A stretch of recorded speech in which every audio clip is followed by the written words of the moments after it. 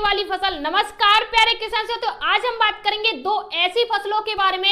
एक तो ऐसी फसल है जिसे आप अपने घर की छत पे भी लगा सकते हैं, या अपने खाली प्लॉट पे लगा सकते हैं, या अपने घर के कमरे में लगा सकते हैं, या अन्यथा आपके यहाँ जो भी खाली स्पेस है उसे आप वहां पर लगा सकते हैं और पैसे ले सकते हैं सिर्फ 30 दिनों के अंदर। दूसरी ऐसी फसल है जो कि आपके खेत को सोने से भर देगी। जी हाँ किसान साथियों, तो आज हम जिन फसलों के बारे में बात करें वो साधारण फसल नहीं है, साधारण फसलों से हट के है। मार्केट में डिमांड ताबड़तोड़ है, हर रोज ले जाइए, हर रोज पैसे लेके आ जाइए। चाहे सर्दी का मौसम हो चाहे गर्मी का, कभी भी इन्हें उगा सकते हैं। बात करें प्रॉफिट की तो इन फसलों में शायद ही किसी और फसल में प्रॉफिट होगा जितना ये फसल प्रॉफिट देती है।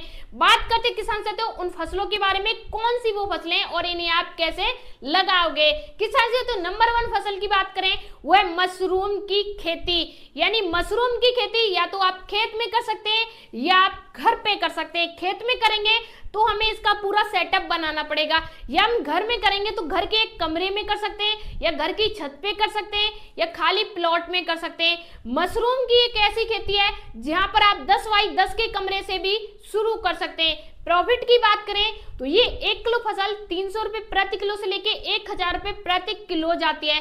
तैयार की बात करें तो बीज से लेके फल आने तक सिर्फ और सिर्फ 30 दिन का टाइम लगता है। बात करें खर्चे की तो इस फसल में एक बार आपको बीज डालना होता है और बीच में कोई भी खाद, कोई भी पोषक तत्व तो कुछ भी नहीं देना पड़ता है। सिर्फ और सिर्फ हमें एक चीज लगानी पड़ती है, वो है पानी।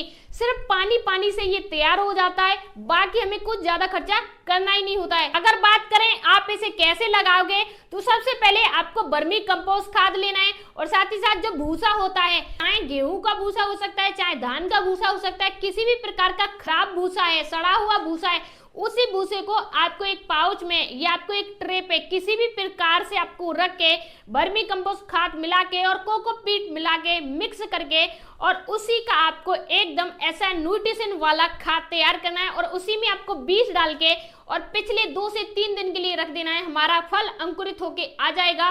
धीमे धीमे आपको पानी का छिड़काव करना है और 30 दिन के बाद पैसे लेने के लिए आपकी फसल तैयार है। तो आप मशरूम की खेती भी कर सकते हैं। बात करते किसान साथियों नंबर 2 फसल के बारे में। नंबर 2 फसल है स्ट्रॉबेरी की खेती। किसान साथियों भूल से भी मत भूलना है स्ट्रॉबेरी की खेती इस वर्ष करना है।